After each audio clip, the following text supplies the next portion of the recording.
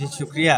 मैं कारगिल वैसे तो आता रहता हूँ, ख़ासकर जब विंटर वेकेशन ख़त्म होता है तो करीब एक गाँव है जहाँ पर हम उनके बच्चों के तालीम में मुलव्वस हैं, उनके युवा जो कारित है उनके साथ मिलके। तो पहली बात तो मैं उसके लिए आया, मगर साथ में हम सिमोक के साथ भी यूथ को लेके बातचीत करते हैं। तो हमने इस बार ये सोचा कि लद्दाख में कुछ ज़्यादा ही हम बाहर से सेफगार्ड, सरकार से सेफगार्ड्स की बात करते रहते हैं, जबकि ज़रूरत है साथ ही साथ हम ये देखें कि हम खुद जो लद्दाख के शहरी हैं, यहाँ के निवासी हैं, उनका चाल चलन कैसा है, जीवन शैली कैसा है, खासकर माहौलियात एनवायरनमेंट को लेके।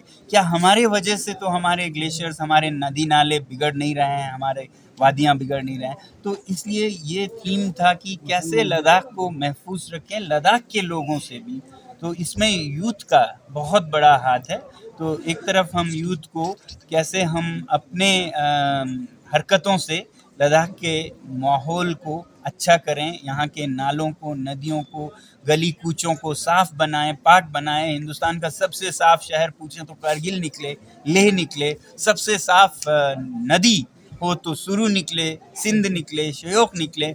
तो इस पर कुछ हरकत करने की ज़रूरत दिखी। और दूसरी तरफ मैं ये सोचता हूँ कि लद्दाख में अब यूटी बना है तो हमें बहुत बड़ा इनकलाब लाना होगा, हर निज़ाम को साफ बनाना होगा। सुनने में ये आता है कि ये तो पहले से भी बदउनवानियाँ बढ़ गई हैं, तो मैं चाहता हूँ कि नौजवान तबका उसे समझे और उसे साफ करें, क्योंकि आगे इन्होंने ही झेलना है। अगर करप्शन होता है, रिश्वत होता है, भाई भतीजावाद होता है, तो इनको ही झेलना होगा। इनमें से जो मेहनत कश हैं वो खुदकुशी करने पर मजबूर होंगे, जो गलत लोग हैं वो ओहदों पे आके नाइंसाफियाँ करते रहेंगे। तो इन दोनों मुद्दों पर कि लद्दाख को अंदर से कैसे पाक करें और बाहर माहौल भी कैसे साफ करें। सर, आज करगिल में किस तरह की रिस्पांस देखने को मिला यूथ की तरफ से? अब देखिए, बहुत शॉर्ट नोटिस पे था, क्योंकि बहुत वो था, कहाँ करें, क्या करें वगैरह, बहुत बाद में साफ़ हुआ, तो इसलिए बहुत लास्ट मिनट पे हुआ। फिर भी ये हॉल भर के उससे भी ज़्यादा ओवरफ्लो हो रहा था। तो मुझे लगता है कि यहाँ के यूथ बहुत तब्दीली चाहते हैं, बहुत तब्दीली चाहते हैं। और इसमें कोई वो जो हम सोचते हैं कि इख्तलाफात लेह और कारगिल का, कहीं बुद्धिस्ट या मुस्लिम, ये कुछ उनके लिए माने नहीं रखता है। सिर्फ अच्छा एक साफ कौम बने, हम अपने अपने तरीके से बेहतरी लाएं, तरक्की लाएं, ये माने रखता है। मैं ये इससे मायने लेता सर, इन्वायरमेंटल इश्यूज और भी इन्वायरमेंट के बारे में पब्लिक तक और भी जानकारी या इन्फॉर्मेशन पहुंचाने के लिए इस साल क्या आपके कुछ टेंटेटिव शेड्यूल रहेगा? एनवायरमेंटली तो मैं जैसे लद्दाख के अंदरूनी इलाकों में जाके मैं ये सोच रहा हूँ कि हम कुछ ज़्यादा ही बाहर से सोचते हैं लद्दाख को बेहतर बनाया जाए। हमारे अपनी जिम्मेदारियों के लिए, हमें जगाने के लिए मैं चाहता हूँ कि मैं हर इलाके में जाऊँ। कारगिल ले के बाद पहला हुआ, तो इस तरह से और जगहों पे भी खासकर नौजवानों के साथ मिलके ये समझदारी लोगों में आए, इसका मैं कोशिश करूँगा अगले आने वाले महीनों सर, एनवायरनमेंट को लेके डिफेंस भी, ये डिफेंस के बारे में क्या कहें कि उससे भी काफ़ी हमारा खराब हो रहा है, जो डिफेंस एक्टिविटीज़ हो रही हैं? जी, मैं बिल्कुल डिफेंस का यहाँ बहुत मौजूदगी है, मगर दूसरी तरफ ये मैं कहूँगा, मैंने ज़ाती तौर पर ये देखा है कि डिफेंस में गलतियाँ होती हैं, मगर वो उसे तस्लीम करते हैं और उस पर अमल भी करते हैं। खासकर जैसे हम हवा की आलूदगी कहें तो हम यहाँ कारगिल और लेह में जूते चप्पल जलाते हैं, कहीं लकड़ी कोयले जलाते हैं। ये जो इंडियन आर्मी है वो पूरे सोलर हीटेड शेल्टर्स की तरफ कदम बढ़ रहा है। कहीं उनसे गंदगी भी फैलती है, मगर आप उनके नोटिस में लाएं तो वो उसे बहुत जल्द ही ठीक करते हैं। तो ये अच्छी बात है।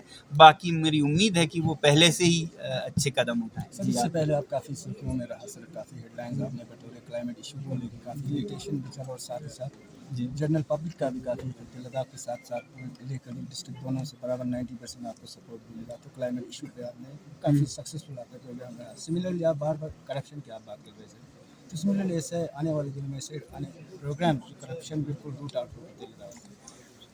मैं करप्शन की बात हमेशा करता रहा हूँ, ट्रांसपेरेंसी की। जैसे आज यहाँ कह रहा था कि दुनिया के सबसे तरक्की याफ्ता 10 कौम मुल्क देखेंगे तो वही मुल्क सबसे साफ पाक बिना करप्शन के क्लीनेस भी है। हाँ, तो ये तरक्की ट्रांसपेरेंसी से, साफ सफाई से आती है, जहाँ पर ईमानदारी हो। तो कारगिल में तो इलेक्शंस आने वाले हैं, तो इसलिए मैं ख़ास कर ज़रूरी समझता था, क्योंकि अभी मैं कह रहा था कि बहुत ज़रूरी है वोटर एजुकेशन की। ये सारे ट्रांसपेरेंसी से, साफ सफाई से आती है, जहाँ पर ईमानदारी हो। तो कारगिल में तो इलेक्शंस आने वाले हैं, तो इसलिए मैं ख़ास कर ज़रूरी समझता था, क्योंकि अभी मैं कह रहा था कि बहुत ज़रूरी है वोटर एजुकेशन की। ये सारे बदउनवानियों का जड़, करप्शन का जड़ हम हो जाते हैं, शहरी, ना कि कोई नेता, ना कोई ब्यूरोक्रेट।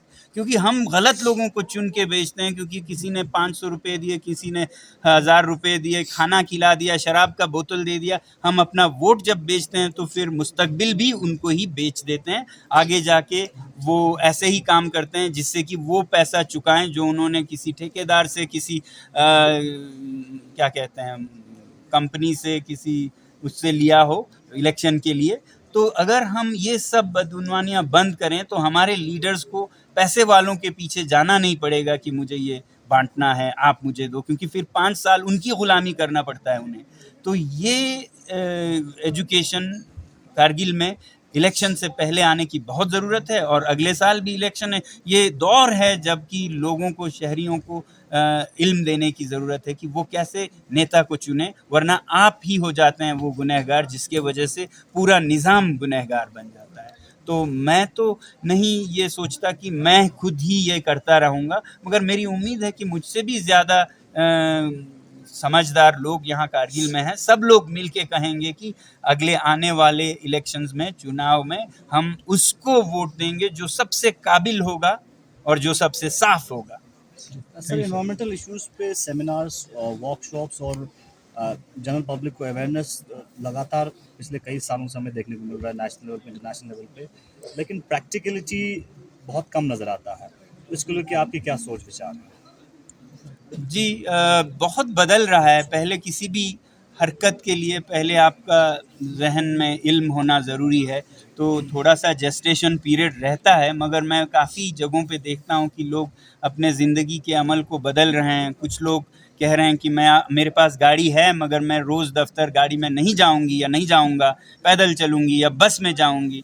मैं बल्कि कारगिल में तो मैं बहुत इसकी बात की तारीफ़ करता हूँ कि यहाँ पर पब्लिक ट्रांसपोर्ट बहुत अच्छे हालत में है। लेह में ऐसा नहीं है, वहाँ तो बसें मरने के कागार पर हैं। यहाँ अभी भी लोग बसों में चलते हैं, जिनके पास गाड़ियाँ हैं वो शहर में रखते हैं अपने गाड़ी को और गाँव बस में जाते हैं। तो ये इस तरह के अमल बहुत ज़रूरी हैं, और ये मिसालें लेह में और बाहर भी ले जाने की ज़रूरत है। तो इस तरह से कई जगहों पे बहुत अच्छे अमल भी दिखते हैं। हाँ, जितना ज़रूरत है बदलाव की उतना नहीं है, इस पर हम सबको काम करने की ज़रूरत है। Thank you sir.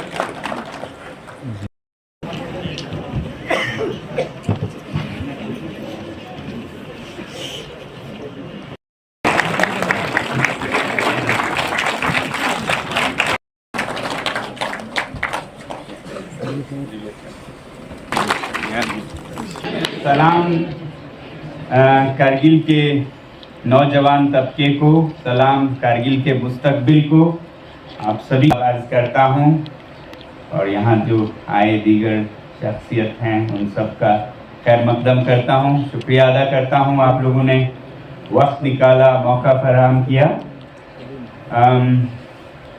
पहले मैं ये बता दूँ मैं क्यों आया कारगिल, क्योंकि बहुत लोग सोच में हैं, कयासारियाँ भी हैं। तो मैं दरअसल हर साल आता हूँ तकरीबन इसी वक्त कारगिल में, कोविड के वक्फे को छोड़ के। वो में एक छोटा सा गांव है कारित, वहाँ आता हूँ क्योंकि वहाँ कुछ बहुत ही कमाल के माहौलियात से, तालीम से जुड़े काम लोग सर झुकाकर बिना किसी शोर के, बिना किसी शोहरत के कर रहे हैं। मगर अभी वो शोहरत भी हासिल कर रहे हैं क्योंकि वो काफ़ी सालों से अपने गांव में एक तो तालीम में बहुत मेहनत कर रहे हैं और वैसे ही माहौलियात से वो पहले गांव में से थे जिन्होंने आइस स्तूपा, आर्टिफिशियल ग्लेशियर्स बनाए। और शोहरत इसलिए कह रहा हूँ कि उनके काम को पहचानते हुए हमारे मरकज़ी जो सरकार है उन्होंने काफ़ी इनामात से नवाजा है उन्हें। तो नेशनल वाटर अवार्ड उन्हें दिया गया था, उनके स्कूल को, उनके गांव को, ये आर्टिफिशियल्स बनाने, ग्लेशियर्स बनाने के लिए कोई 3 साल पहले नेशनल अवार्ड मिला है उनके टीचर को। एक बार नहीं 2 बार। वो स्कूल देखने लायक है, आप लोग भी ज़रूर जाइएगा। वो गांव देखने लायक है क्योंकि अगर ये सिखाता है कि हराम से इतना दूर रहना है तो हम आपसे भी दूर रहेंगे। सबसे पहले मैं कारगिल के एक बहुत ही दिलचस्प शख्स से मिला था, बहुत ही दिलचस्प, बहुत ही सीधे साधे, बहुत ही ईमानदार।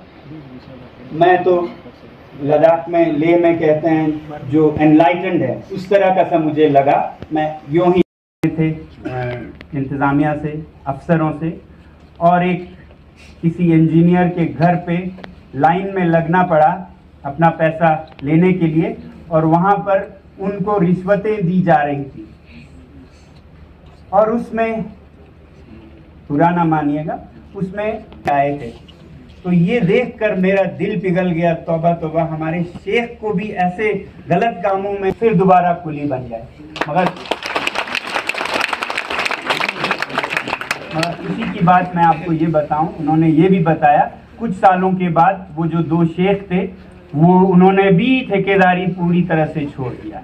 इस पर और तो छोड़िए, इस्लाम तो छोड़िए, इंसान तक नहीं रहते हैं अगर हम, और आप लोगों को आगे आना होगा। मैं चाहता हूं कि आप लोगों का एक बहुत ताकतवर लोग नहीं हैं, स्टूडेंट्स हैं, चींटियों का दस्ता जो बड़े से बड़ों को भी खदेड़ देता है, वैसा बन सकते हैं। तो अपने घर से शुरू कीजिए, दफ्तरों में जाइए। ये एंड्स आर्मी अपना क्या कहते हैं, गिरेबां साफ करें, फिर दफ्तरों में जाइए, पूछिए आप ये इंसाफ कर रहे हैं, ये गलत क्यों हो रहा है। वो आपके सच्चाई की ताकत इतनी मजबूत होगी कि हर कोई आपके आने से पहले साफ हो जाएगा कारगिल, अगर वो समझते सुनते हैं कि ऐसा कोई आंधी आ रहा है। तो वो आपको बनना होगा, वरना खुद साफ नहीं बनेगा। जो हराम से वास्ता रखता हो उसके हाथ से खाना भी गुनाह है। जैसा हम कहते हैं फलां के हाथ से नहीं खाओ, क्योंकि हो सकता है उन्होंने शराब को हाथ लगाया, क्योंकि शराब हराम है, या मुर्दाल जो सबसे बड़ा हराम तो ये करप्शन है। तो जरूर पूछिएगा कि आपका कहीं महफूज है। आज जब हम देखते हैं अपने और, तो हमें नदी नाले दिखते हैं तो वो गंदे नाले बन चुके होते हैं। कारगिल में भी शायद यही हाल हो। लेह में तो जिन नालों से लोग पानी पीते थे सीधा, उनमें आज हाथ लगाना दुश्वार हो गया है। और फिर हमारे सड़कों पर हर तरफ कचरा, हर तरफ किस्म किस्म के जहरीले चीज़ें बिखरे हुए हैं।